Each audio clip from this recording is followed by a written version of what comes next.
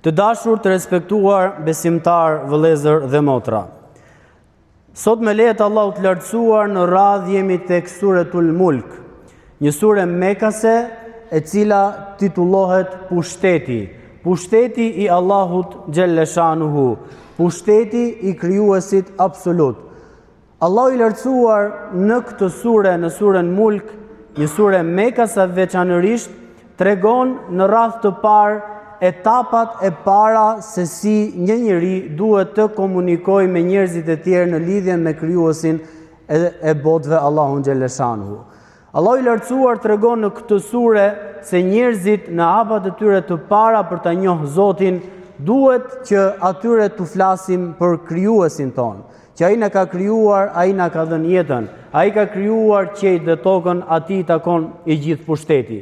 Kjo është edukata e profetit Muhammed alayhi salatu vesselam.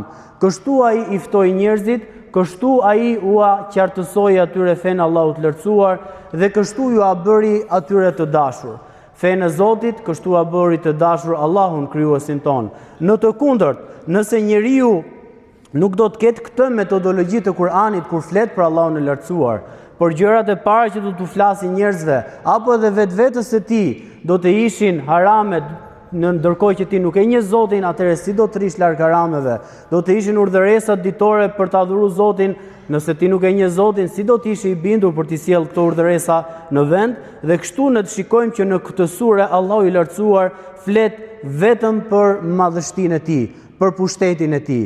Për emrave të bukur të Allahut të lartësuar është El Melik. Në surën Fatiha ne do ta nisim namazin ton, Kur'anin për ta lexuar do ta nisim me këtë emër të Allahut të lartësuar. Elhamdulillahi Rabbil Alamin Arrahmanir Rahim Maliki Yawmiddin. Falënderimet i takojnë Allahut të lartësuar, mëshiruesit, mëshirbërësit, sunduesit të ditës së gjykimit. Ai që ka pushtetin absolut, ai i cili në këtë sure, në surën Mulk, thot Tabarakalladhi bi yadihil mulk wa huwa ala kulli shay'in qadir. I madhërisëm është Allahu i lartësuar, në dorë të secilit është e gjithë fuqia dhe ai është i aftë, ka fuqinë për të bërë çdo gjë. Alladhi khalaqal mauta wal hayata liyabluwakum ayyukum ahsanu amala. Dhe këtu Allahu tregon pushtetin e tij absolut. Sura Mulk mund të ndahet në 5 etapa kryesore ku Allahu i lartësuar në 5 situata të ndryshme tregon pushtetin e tij absolut mbi këtë madhështi që ai ka krijuar, mbi gjithë secilin prej njerëzve, mbi gjithë secilin prej krijesave të tij. Por normalisht e ka shpjeguar në një formë aq të bukur, në një formë që logjika njerëzore ta pranojë dhe të bindet në pranimin e krijuesit të vetëm, Allahun e lartësuar. Dhe pikërisht nga ajeti i parë deri tek ajeti i 5, kjo sure që ka 30 ajete, Allahu tregon pushtetin e tij në krijim. Është ai që krijoi jetën edhe vdekjen për t'ju sprovuar juve se kush do të bëjë veprat më të mira. Dhe këtu ne jemi të bindur, të dashur besimtar, që ne nuk kemi ekzistuar dhe jemi në jetë. Ai na solli në jetë. Njeriu nuk ka asnjë rol në këtë krijimtari. Njeriu nuk është pyetur fare a do të vish apo nuk do të vish në këtë jetë. Njeriu nuk është pyetur fare të pëlqen apo jo kjo nënë dhe ky baba që kemi zgjedhur për ty, ky vëlla dhe kjo motër që kemi zgjedhur për ty, ky vend ku ti ke lindur, a të pëlqen apo nuk të pëlqen. Këtu tregohet pushteti absolut i Allahut subhanahu wa taala, i cili ai është krijues absolut dhe ne këtu kuptojmë që jemi krijesa. Ne këtu kuptojmë që s'kemi në dorë asgjë, por duhet të kthehemi te krijuesi jon. Ky që na ka krijuar, duhet të pyesim veten pse na krijoi. Duhet të pyesim veten çfarë kërkon prej nesh. Duhet të pyesim veten cili është qëllimi që kemi ardhur në këtë jetë dhe ku po shkojmë, sepse edhe vdekjen është ai që e krijoi. Dhe ne jemi të gjithë të bindur, nuk ka asnjë njeri në faqe tokës që nuk e di që nuk do të largohet nga kjo botë. E pranon apo nuk pranon është çështje individuale e njerëzve. Kjo do të bëjë dallimin se si njeriu do ta jetojë jetën më pas. Por ne jemi të bindur që kemi ardhur në këtë botë dhe jemi kalimtar në këtë botë. Këtë na mëson Kur'ani famëlar dhe na shpall Allahu i lartësuar që njeriu të bindet dhe ta besojë krijuesin absolut Allahun xhelle shanu. Dhe thotë që kjo botë është provë.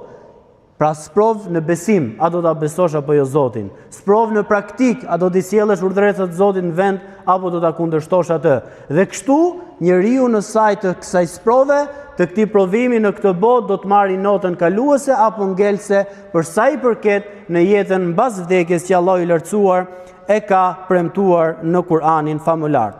Pastaj nga ajeti i 6 në ajetin e 11 të kësaj sureje, Allahu i lartësuar tregon se kushdo që mohon apo vendos në pikpyetje ekzistencën e Zotit të lartësuar, apo më pas njeriu bën pyetje që i kalojnë kompetencat e tij, atëherë ky njeri që e mohon edhe e sjell jetën në këtë lloj filozofie, atëherë le ta di që përfundimi i tij Allahu thot do të jetë në xhehenem. Pse? Sepse njeriu nuk duhet t'i kaloj kompetencat e tij. Ti je krijesë. Allahu i lartësuar thot në Kur'anin famullar, Allahu pyetet, nuk pyesni ju Allahun pse e bëri diçka. Nuk mund pyesi njeriu se pse më krijove, apo pse po ma merr jetën, apo pse më dhe këtë sprov, apo pse më dhe atë sprov tjetër. Njeriu besimtari, ashtu siç na e tregon Kur'ani famullar, është me tawakul, është i nënshtruar, i mbështetur Allahut të lartësuar, sepse e ka pranuar atë si krijuesin absolut dhe e di që çdo gjë që vjen prej tij është në dobitë e tij, edhe pse duket e keqe në këtë botë dhe në botën tjetër. Pra, njeriu do ta shikojë urtësinë e të gjitha sprovave dhe problematikave që ai kalon në jetën e kësaj bote. Dhe patjetër Allahu i lartësuar tregon se në momentin që do të dalë e vërteta në botën e ringjalljes në Kiamet, Allahu i lartësuar thot në këtë Kur'an, në këtë sure, se kur të pyeten njerëzit e mohimit se pse ju përfunduat në zjarr, a nuk ju erdhi ju një profet, a nuk ju erdhi ju një përgëzues edhe një qortues për punët që ju bënin, ato do të thonë, po, na erdhi, po ne nuk dëgjuam. Na erdhi, po ne nuk e pranuam. Na erdhi, po ne e kundërshtuam.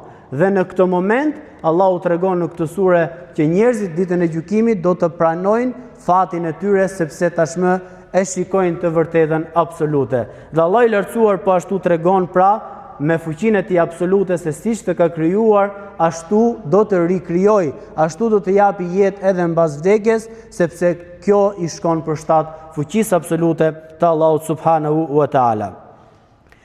Allahu tregon nga ajeti 12 deri në ajetin e 14 ku thot në Kur'anin famullar, innal ladhina yakhshawna rabbahum bil ghaibi lahum maghfiratu wa ajrun kebir. Pa diskutim, ata të cilët i friksohen të fshetës, i friksohen Allahut subhanahu wa taala, besimtarët bëhet fjalë, janë ata të cilët do të kenë shpërblime të mëdha.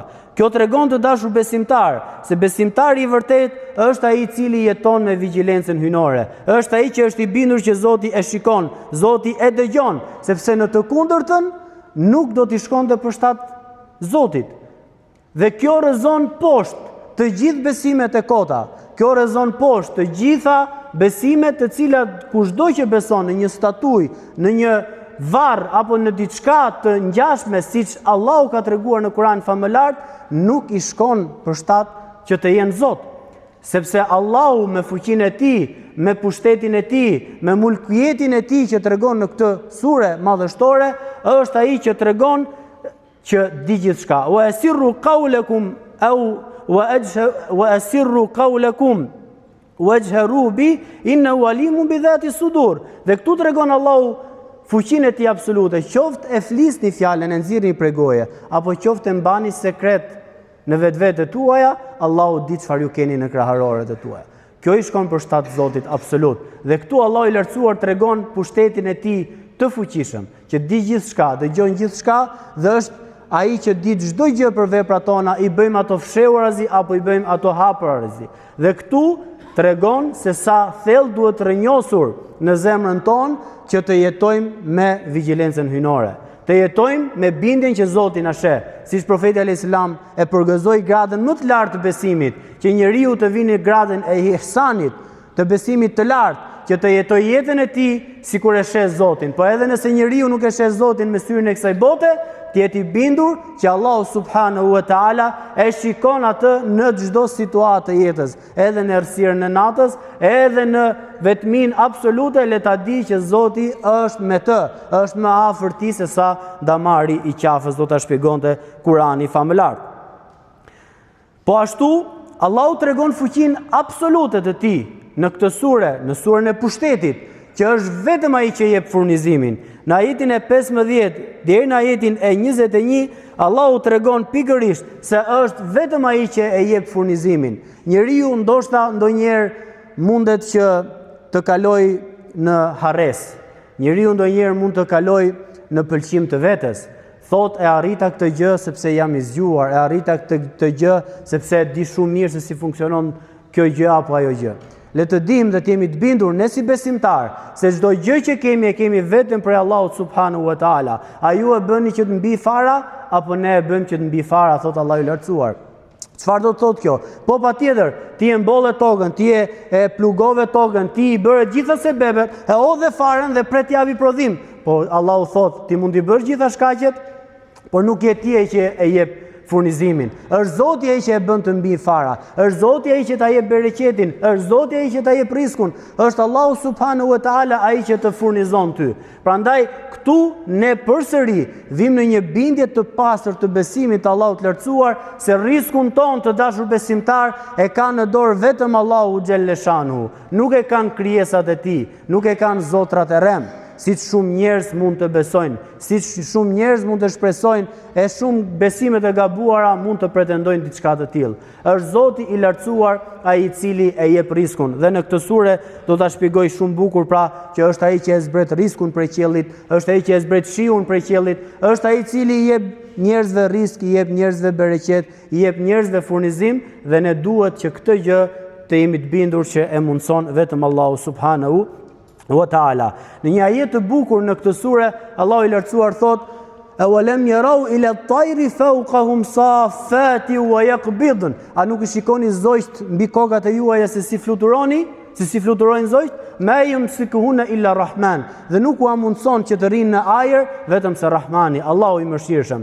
Dhe pikërisht ky ajet ka ardhur midis ajeteve që Allahu flet për pushtetin e riskut, për pushtetin e furnizimit. Ndërkohë na vjen në mendje një hadith shumë i bukur i profetit Muhammed sallallahu alaihi wasallam. Sikur ju, thot profeti alaihi salatu wasalam, ti nënshtroheshit Allahut të lartësuar me tevekul, ashtu siç Allahu e meriton tevekulin, ju do të furnizoheshit ashtu siç furnizon Allahu zojt.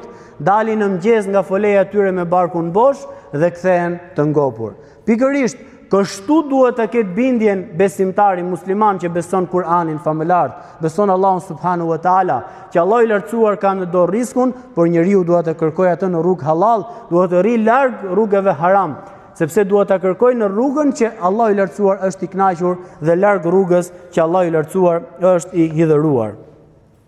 Po ashtu të dashur besimtar, në fund të kësaj sureje, ku më pas edhe përmblidhet pushteti absolut i Allahut të lartësuar, flitet në mënyrë absolute për pushtetin e Zotit në ringjalljen, për pushtetin e Zotit në rikrijimin e të gjithë qenies njerëzore, nga njeriu i parë deri tek njeriu i fundit, dhe do të ringjall ata ditën e gjykimit në fushën e mahsherit. Dhe pikërisht këtu Allahu i lartësuar tregon se dallimi i besimtarit dhe jo besimtarit në jetën e kësaj bote fillon pikërisht në besimin e jetës mbas vdekjes.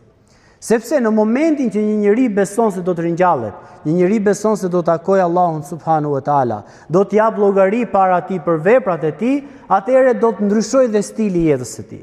Në momentin që një njeri nuk e beson këtë gjë, ndryshon stili i jetës së tij në jetën e kësaj bote.